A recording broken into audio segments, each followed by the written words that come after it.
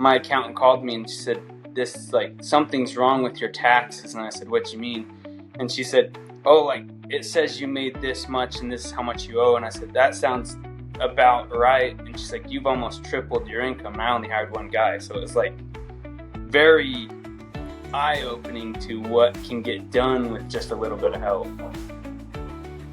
Welcome to Our Family Invests, the podcast where successful couples come together to share their inspiring stories of balancing family, life, and business. We're Mike and Caroline Neubauer, husband and wife entrepreneurs striving to live our best lives with our family at the center. This podcast celebrates the couples who inspire us, invest in each other, and raise those around them to the next level. Join us as we explore their challenges and victories. Let's learn, share, and grow together. Today we are excited to introduce Jake and Maddee Montella, a young, ambitious couple from St. George, Utah, who are wasting no time building the life of their dreams. These two are proving that with grit, resilience, and a shared vision, anything is possible. Jake's journey started with a borrowed $100 and a dream. After going to rehab at just 17, he turned his life around, launching a mechanic shop in his dad's driveway. That small operation has grown into a thriving business today and helps fund his real estate investments. Maddee is a firefighter paramedic with a heart for service, but she's also a born entrepreneur. Currently, she's in the process of launching a skincare company focused on organic grass-fed beef tallow while growing her own real estate investments. And when they're not working, you'll find them fishing, enjoying the outdoors, and embracing their new life as husband and wife. These two are all about chasing dreams and building a future together. One deal, one business, and one adventure at a time. All right, you guys. So that was fun. And you guys are an amazing couple. I've known you for a few years, but I did not know about the rehab. So Jake, tell me about this.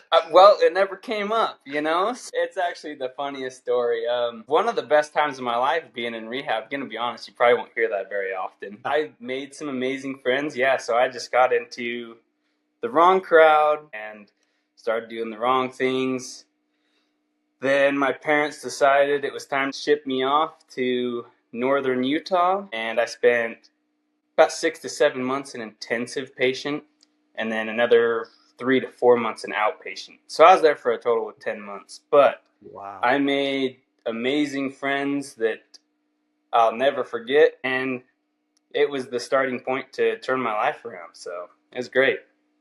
Wow. I love that. You know, you hear so many people relapsing and going back into something like that. But, you know, like I said, I've known you for a few years and you guys are two salt of the earth people. So I love that you've been able to kind of find your way into the bettership of life on this planet instead of falling back into bad habits. Yeah. Funny enough, it's actually today is 10 years sober. So.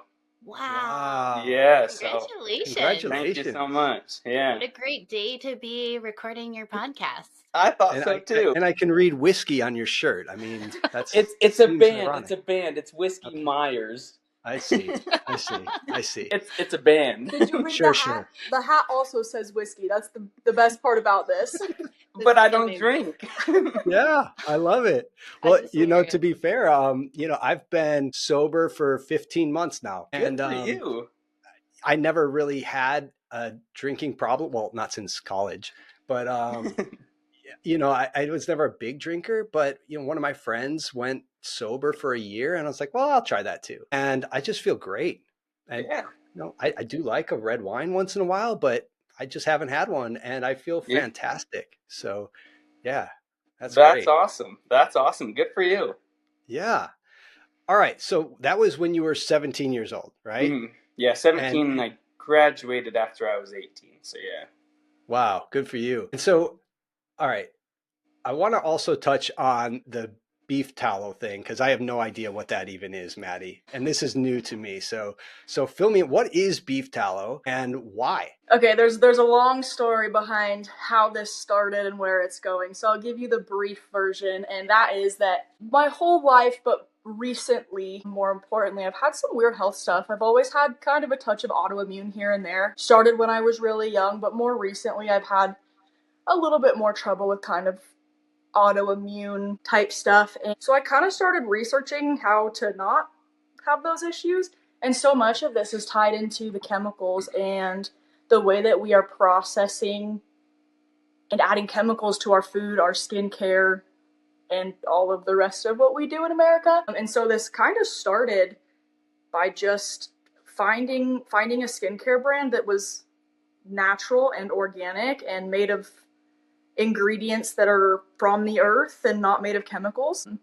And so I started kind of hearing about this beef tallow idea and got interested in it and started buying 5-10 pounds of beef fat at the store and rendering it in our kitchen. Jake loved the smell, as I'm sure you can imagine. But yeah, it just kind of started there, and I kind of made this first batch of lotion and chapstick, and I loved it. Like, my skin had never been softer. I've always had really dry skin and chapped lips, and like my skin healed, and still working on the lips. Can't get those to unchap quite yet. So, but gave some out to friends, to family, and everyone else was like, hey, like, this is really cool. So yeah, it just kind of started as finding a way of skincare that's not toxic. If you won't eat it, you shouldn't put it on your biggest organ, right? Mm-hmm. So that's kind of where it started. It's really early.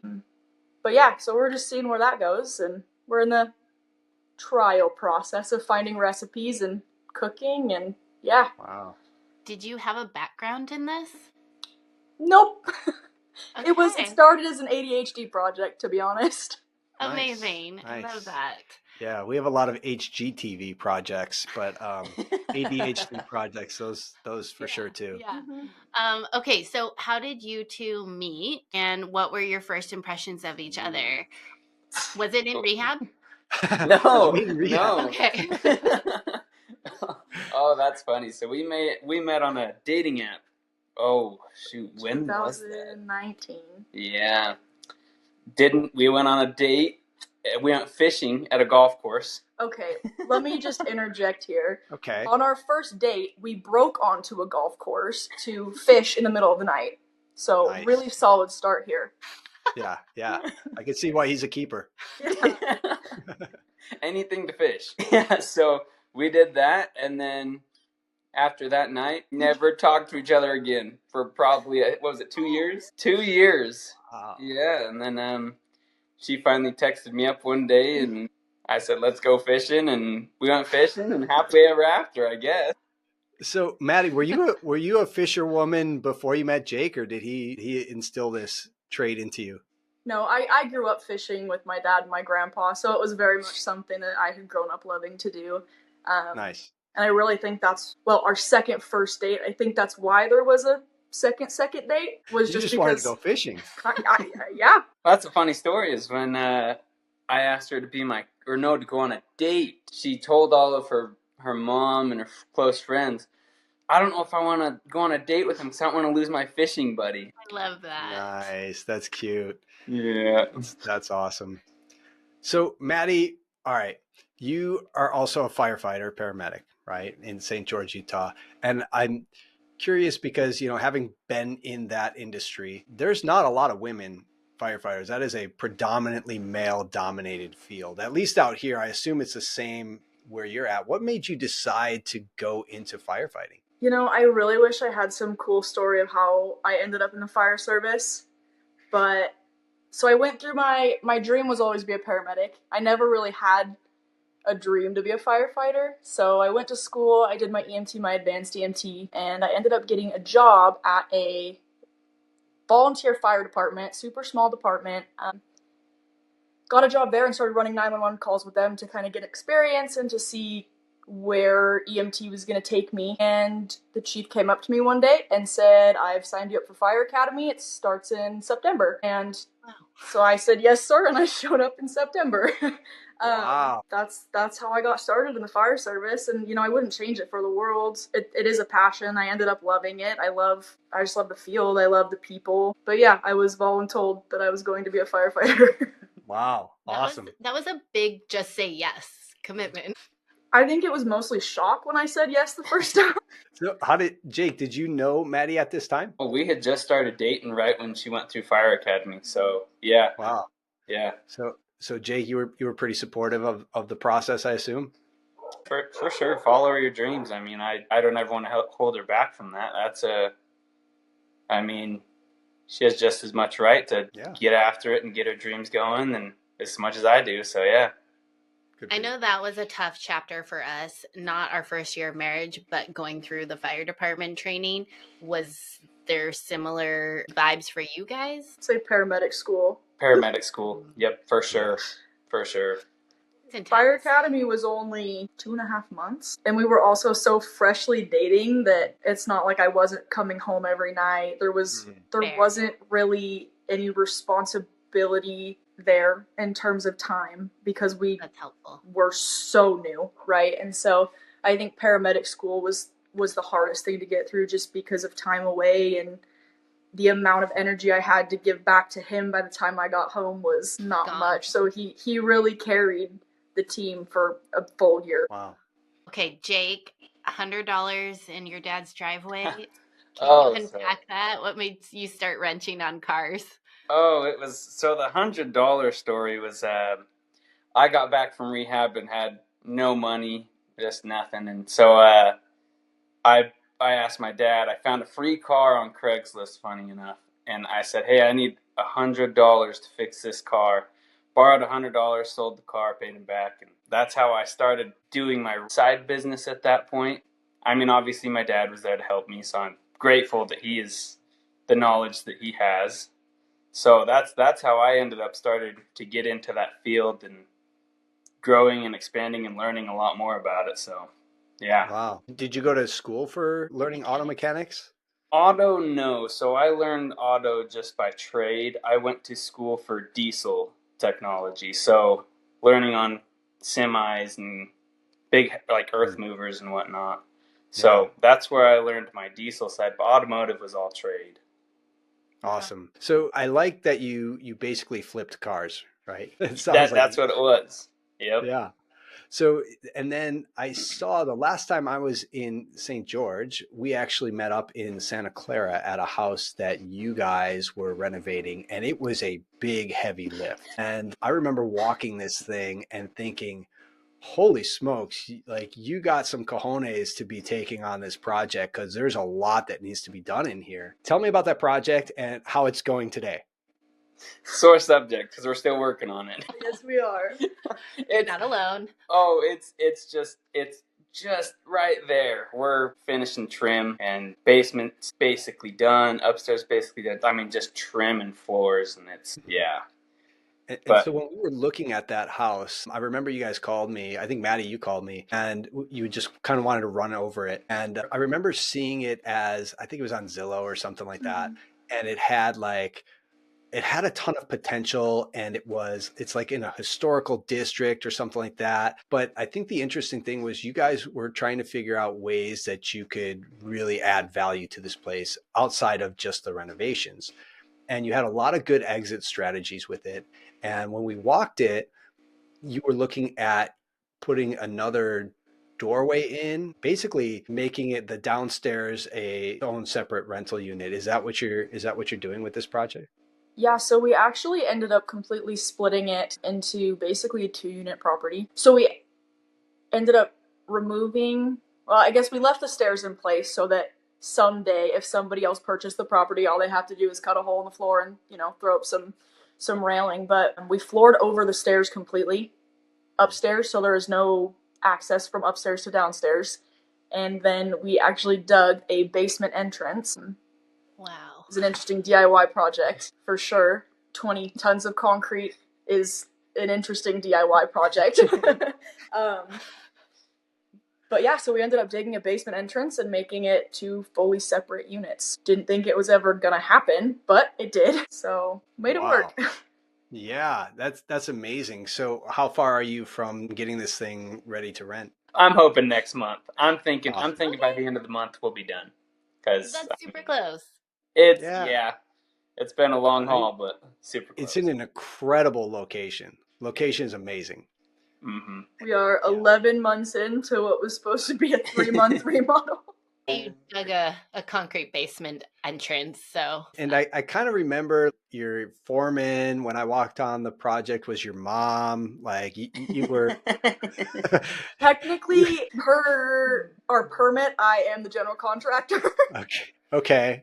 But I saw your mom like ripping through table saws and like, holy smokes. Okay. Oh All yeah. right.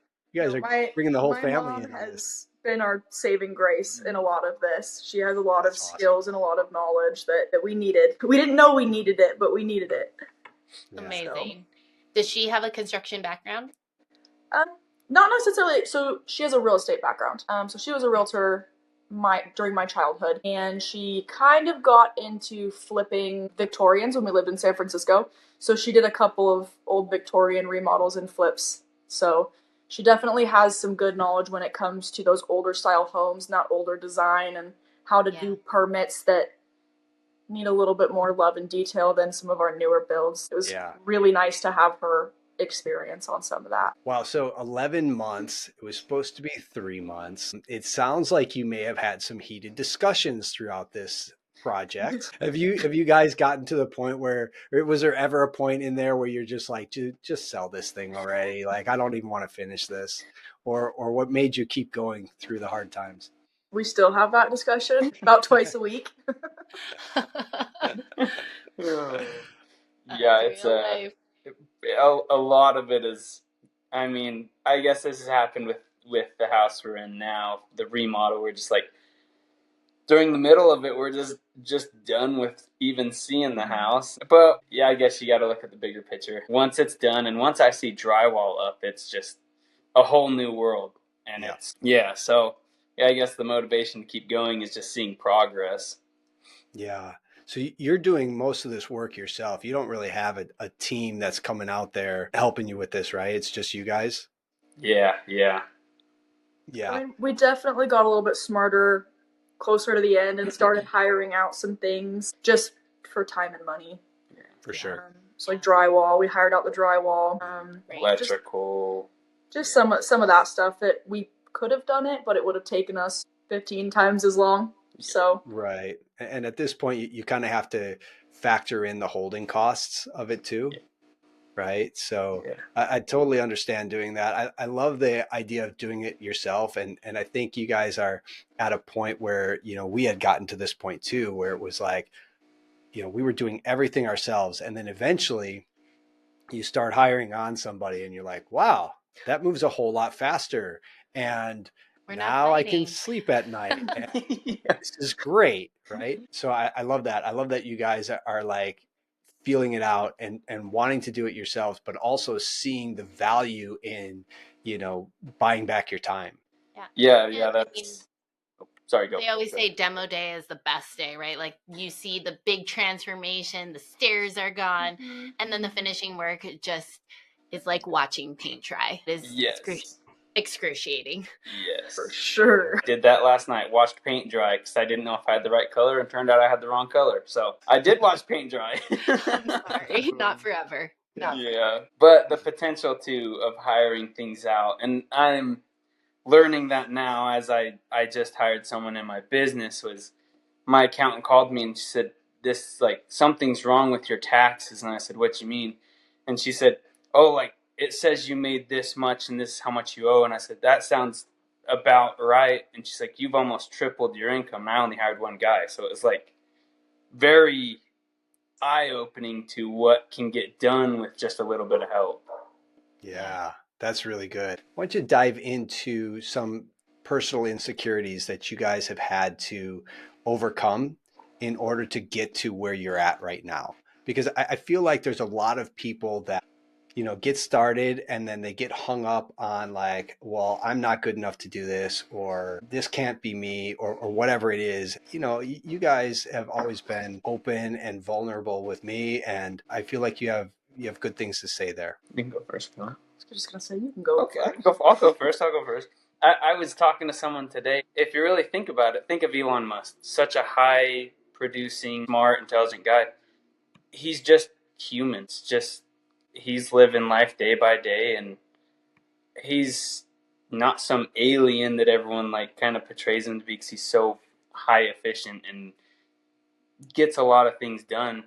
But he has almost the same traits as everyone could have if they were willing to put in the effort and dedication to learn. It's no different than probably someone down the street that you don't even know has crazy amounts of money, but they're just another human to you. Or it gets so much done and they have insecurities too, but it's almost looked past because you see them as a very high functioning individual. Yeah. I like that. Somebody told me one time, it was like, is anyone flipping a house in your area? Yes. Well, then you can do it too. Right. Does anybody make $5 million a month? Well, yeah, somebody does. Well, then you can do it too. Right. Sure. So you're right, Jake. I mean, we're all just humans. And if somebody else can do it, you can do it too. It doesn't matter what it is. I think for me, I've had a lot of insecurities that I've had to overcome to get to where I am. And that's not even just with, that's going through fire academy to going to paramedic school to starting a skincare business to buying our first house to renovating our first house. All of these things I was doing for the very first time. And so there was a lot of insecurity going into it. Most of my feeling going into it was an insecurity. We kind of talked about how the fire service is male dominated. There's a lot of feelings of, do I belong here? Can I do this? As we talked about also before, going into a cosmetic brand, it's all new. I've never done this before. Can I do this? Can I scale this to where I'm not just spending money to spend money? Can I scale this to be a successful business? When we bought our house, well, can we actually pay the mortgage on this? Are we going to be able to make enough in our 9-to-5s to pay for all of this? So I think that a lot of everything that we've done, since we've been together and been married, I think has been led by insecurity. I'm stubborn. I see it as a challenge. I want to prove it wrong. And so I think that that's been such a driving factor for me. Is it is an insecurity, and inside I'm freaking out, but I'm going to prove everybody else wrong that didn't think that I could do it. Wow. Just stubborn. Yeah. That's a really good pivot on a stubborn characteristic. He gets to deal with the not as fun characteristics of being stubborn. So for the greater good, think of the big picture. Yeah, it's for the future. Yeah. Hey family, real quick. If you would prefer to watch your content, head on over to Our Family Invests on YouTube. You can watch this podcast and more over there. Don't forget to like and subscribe and hit that little bell icon too to make sure you never miss an episode. And now, back to the show. Success. What does success look like to both of you, and has that changed over time? We actually talked about this today. For me, it's having my family be comfortable and also not being like, I have to do this because I don't have enough money. I have to go do this job, do this work. It's more to be like, my family is comfortable and I can spend time with them today. I don't have to be out there working day in, day out. I can spend time with my family. That's good. Something you said to me before, you said this to me earlier, was that success is the freedom to do what you want to do with your time. And I think just the simplicity of that statement is important, of just having the freedom to do with your time what you want to do and not being a slave to your shop, not being a slave to showing up to work every morning at 9 o'clock and getting home at 5 o'clock every day. I think that's good too. I think that a lot of times people think of success and they put a dollar amount to it, right? Mm-hmm. And maybe that's true for some people, but it seems like most of the people that I meet or that I know or that I have in my circles don't really look at it like that. And you two are included in that. And so I want to pivot that by asking you, what do you think is the difference between being rich and being wealthy? I see rich as more as I don't know how you feel about this, more as in you've got your family, you're rich in happiness. Wealthy is maybe a dollar amount to you, but rich is financially free. Yeah. Maddie, what's your take on that? I feel like my connotation of the words rich and wealth are actually completely opposite. Same definitions, but reverse. Completely I love that. Opposite. So for me, and I don't know, that's just funny that we see that the same two words with same definitions, just flip-flop. But for me, wealth is the same. It's family. It is a network. It is friends. It is, health. It is all of the things that make life worth living, rather than just being rich and just having a bunch of money in your bank account. Because at the end of the day, if you don't have family, you don't have friends, you don't have your health, you don't have any of that, what's the point? You don't need money. Money doesn't matter at that point.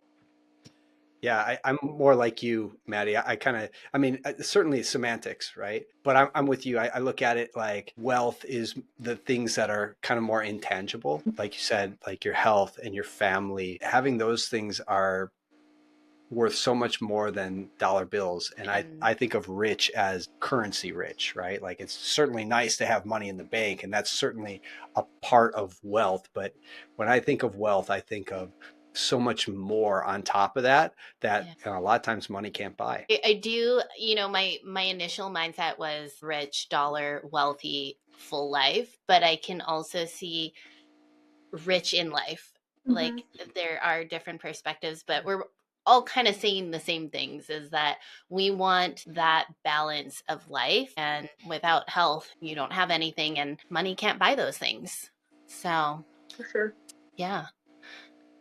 Pivoting to what kind of books, mentors has been transformational in shaping who you are today?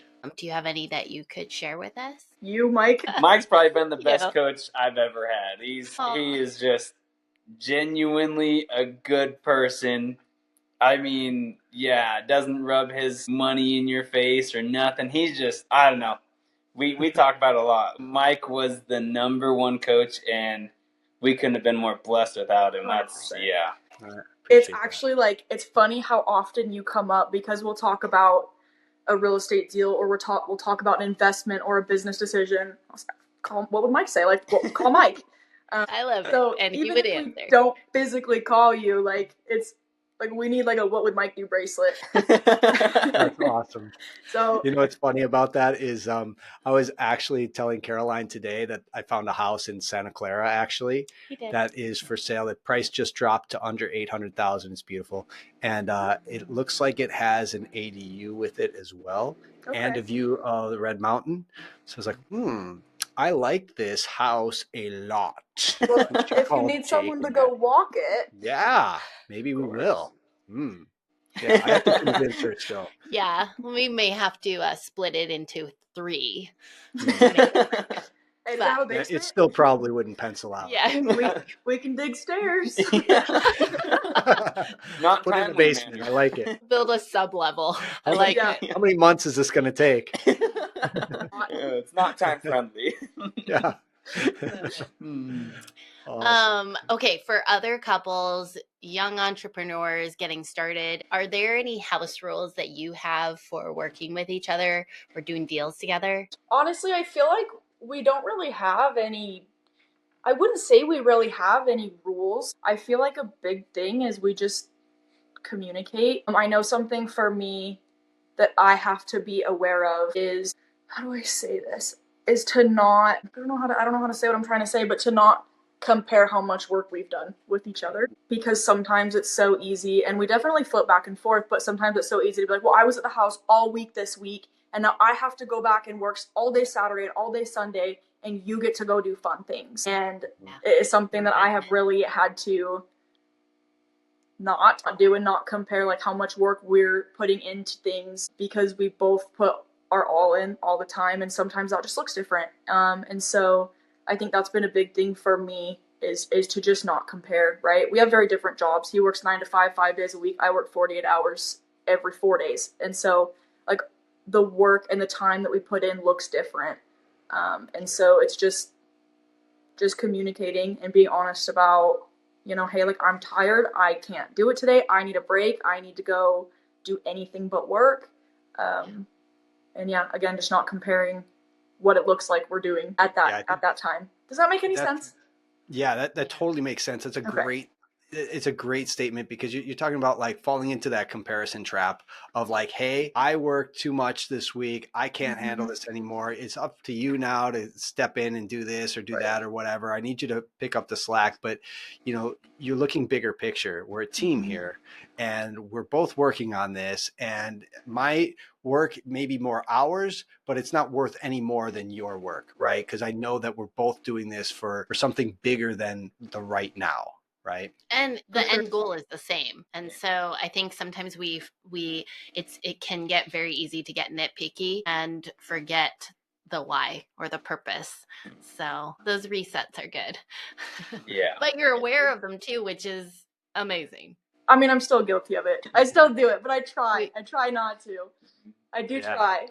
And I feel like we're both pretty good at communicating, because I mean, if one of us is getting stressed out with a house or one of our businesses, we verbally tell each other. And I mean, if you need something that day, I'm here for you, or you're here for me. It's like you said, it's a team effort. It's not, I'm not trying to be one up on you, or you're not trying to be one up on me. It's, we're in this together. Yeah.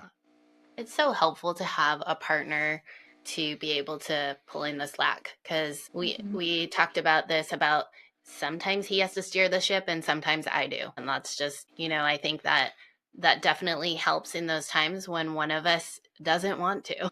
And I think it's illogical to think that it's ever going to be 50-50, because it's just not.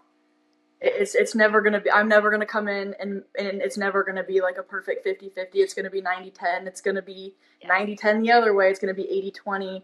And I think just being honest about, like, actually a firefighter's wife that I'm really close to gave me this advice before we got married. She said, the one thing I ask of him when he comes home is to tell me what % he's at, because I don't care if I have to be 90.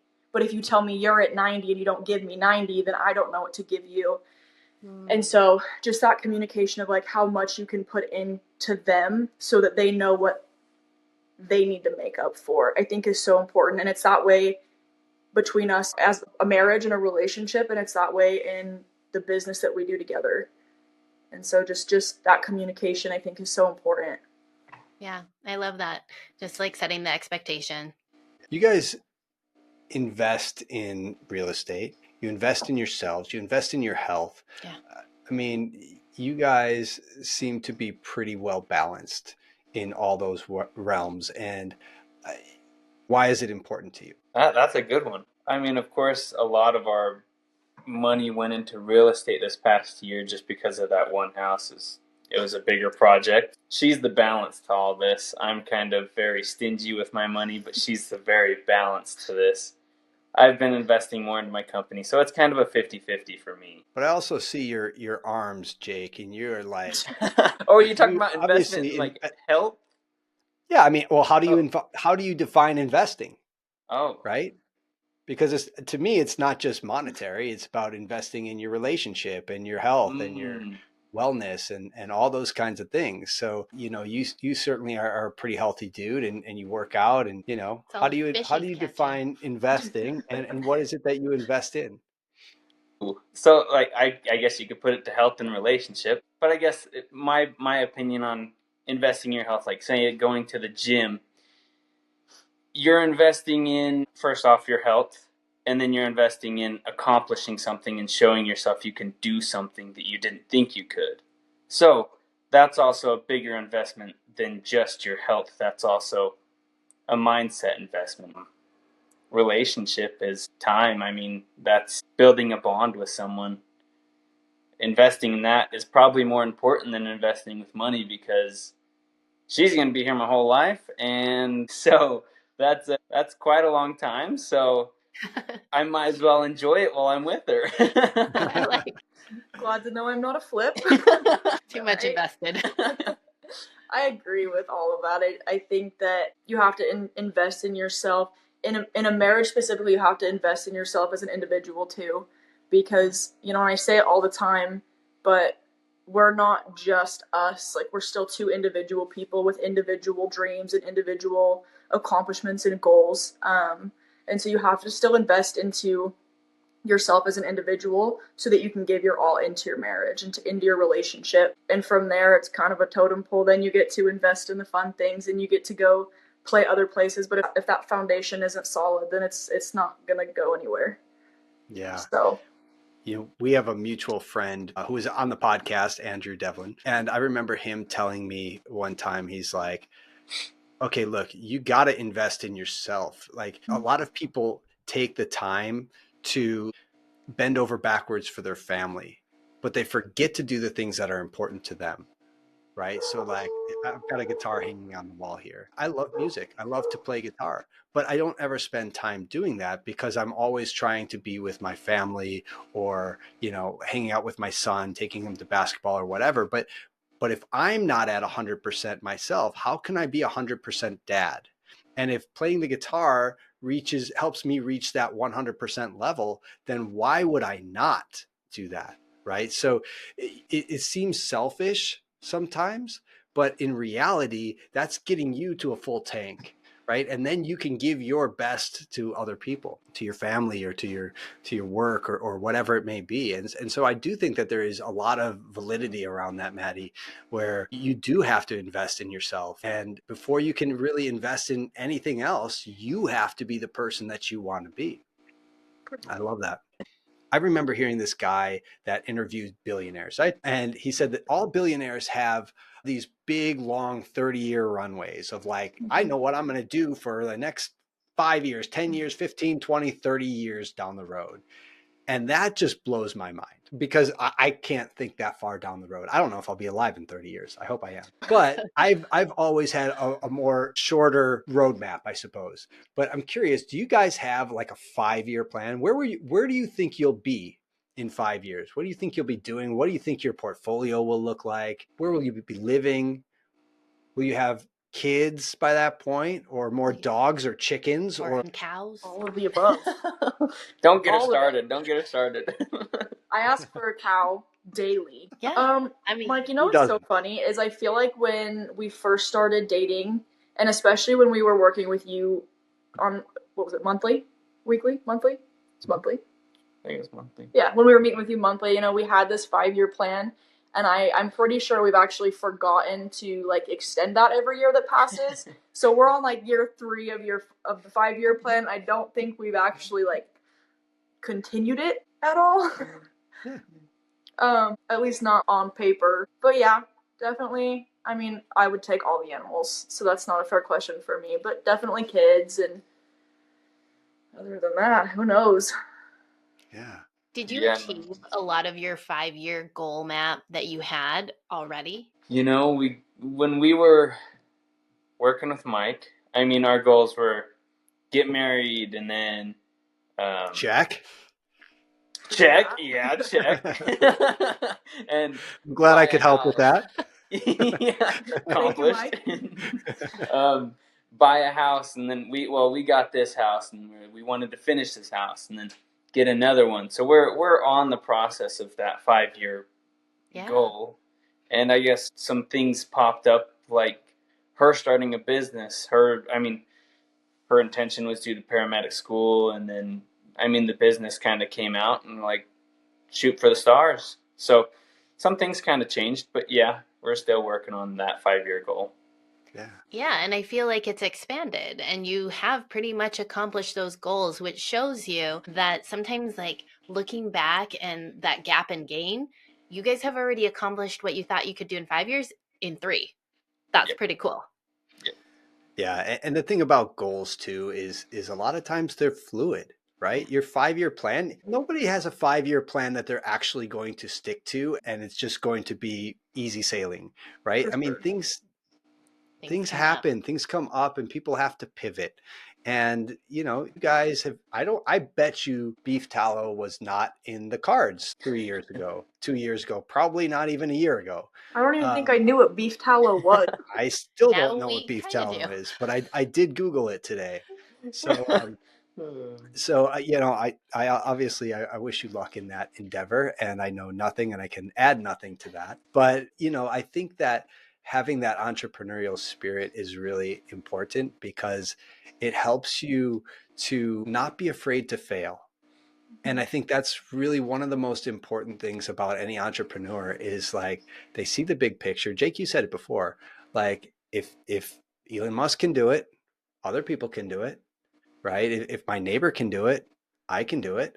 So you don't have the fear of failure because it's just about picking yourself back up and trying again. Maybe it won't work. Maybe it will. What if it does, right? Isn't that a better way to look at life is what if it does work instead of what if it doesn't, right? Because I feel like there's so many sideline entrepreneurs out there that are just afraid to get started because they don't want to fail. But if we can get into the mindset of like, what if we don't fail? Imagine what the world could accomplish if we all just took that perspective instead of the, well, I'll probably fail. Look at it. Yeah. And honestly, if you fail, it's a learning curve. It's not a failure. It's a lesson. And people are like, oh, I don't want my neighbor to see me fail. Who cares if you're going after your goals and your dreams? Yeah. That's your own life, not theirs. Yeah, that's so good. All right, guys, let's lighten it up. What's a quirky habit about each other that you like? Oh, man, I actually do enjoy this because I've never met anyone with it. I'm scared. Our weird OCD habits. Oh. So I've got OCD to a weird extent. I was diagnosed way back with it, and it's some stupid thing that we do with our phone with our alarm clock. It's so cringy. It's so weird, and I've never met anyone that does it. We'll sit there and look at our alarm clock and make sure it's set. We want to make sure we wake up in the morning. Can't miss work. Can't miss waking up for work.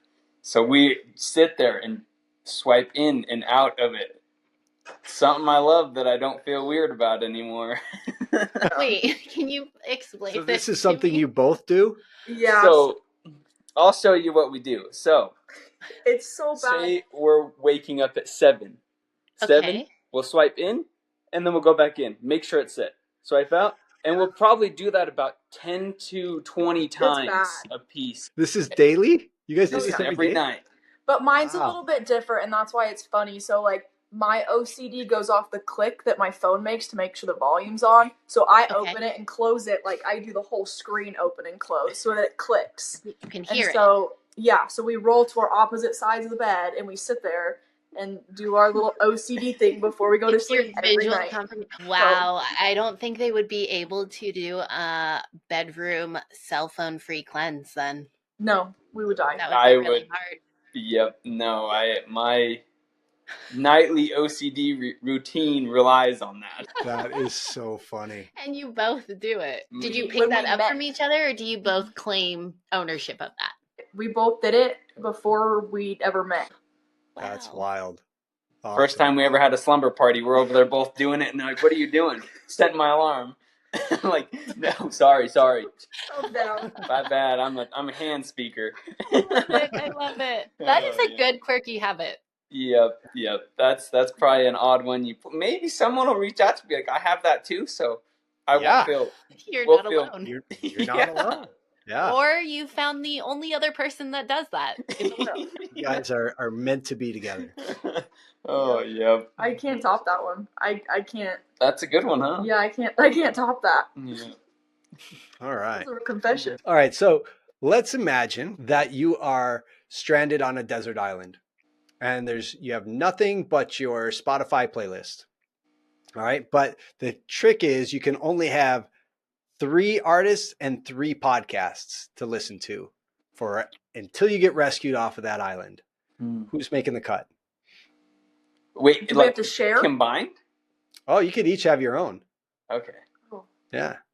All right, you go first. Ooh, that's a 3 artists and 3 podcasts, or just 3 total?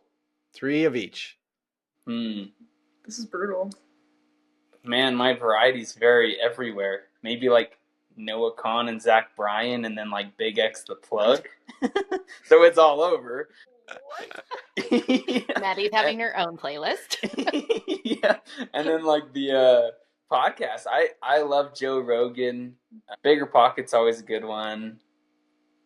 Ooh, I can't think of another one that I would have in there. You could stick in Our Family Invest if you Family Invest, that would be for sure the top of the list. But I thought that was already included. I thought that was included. That was nice recovery. Comes with your phone. Maddie, what do you think? Music, like, I listen to such random music. Like, there's no one artist that like I really listen to, but I would have to agree on Noah Kahan. Other than that, gosh, I can't think of anything other than what you said. And she doesn't want it on her playlist. You think of a song. Zach Bryan and Noah Kahan are okay. I feel like I can roll with that.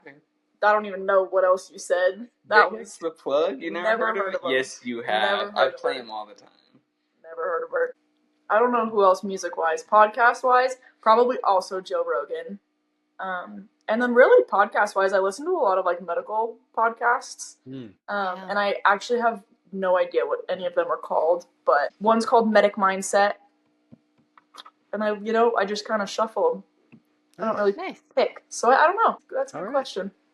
Okay. I like it. All right, guys, what is next for the two of you? What are you going to do after you wrap up Santa Clara? Well, I guess that's big news. We are going to be having a kid in September. Hey, So, that's awesome. Thank you so much. That's the big news so far. So that's pretty huge news. Wow. Yeah. That's huge. It'll be exciting for sure. It'll bring a lot of changes. Wow. Yes, okay, Santa Clara will be done. Yeah, if it's not, we're gonna have some problems. If it's not, Jake's moving into it. Into the basement. Yep. No, hopefully we can finish Santa Clara. I mean, and then she really is pushing to do a remodel on this house that we're in. So maybe that by the time that comes. But yeah, we'll see. So. Hopefully. Yeah. Pull out a HELOC. I like it. Yep. I'm trying to not do what I always do, and that's like obsessively plan. Because if I have a plan, I have to follow it. If I don't, I can just kind of go. And so I'm trying to not have a plan because and not lock yourself in. Just because it's all up in the air from now till then and the next 18 years. So one way to look at it. Yeah, 18 summers. That's it. Yeah, just kind of have to go with the flow for a minute. So, are you feeling good? Yeah, I mean, so far so good. I'm still working full time. Well done. Okay, so if our audience wants to connect with you both or rent your Santa Clara house, where can they find you? Instagram, mine's Jake Montella. I think it's just Jake Montella. Perfect. Same with Facebook. Nice. Yeah. I have a tallow Instagram. Nice. Not up and running yet. Okay. It's Maddee tallow. So that will be up and running soon. And then just my personal, which is I think Maddee Scott. So we'll drop those in the show notes. But thank you both so much for taking the time and sharing the exciting news. Yeah. Great. Yeah. Thank you guys for having us. Yeah, we really appreciate you guys. We really loved our conversation here and always love catching up with you guys. Don't be strangers. You guys too. We always love talking to you guys. Thanks for being part of the family today. If you want to see more of our journey through our personal life, businesses, and adventures, give us a follow on Instagram at Our Family Invest. If you like this podcast, share this episode with a friend. And if you really want to support us, we would be so grateful if you would leave us a review on Spotify or wherever you listen to podcasts. Your review helps us to reach a bigger audience and bring on more amazing guests. Thank you so much. We really, truly appreciate you.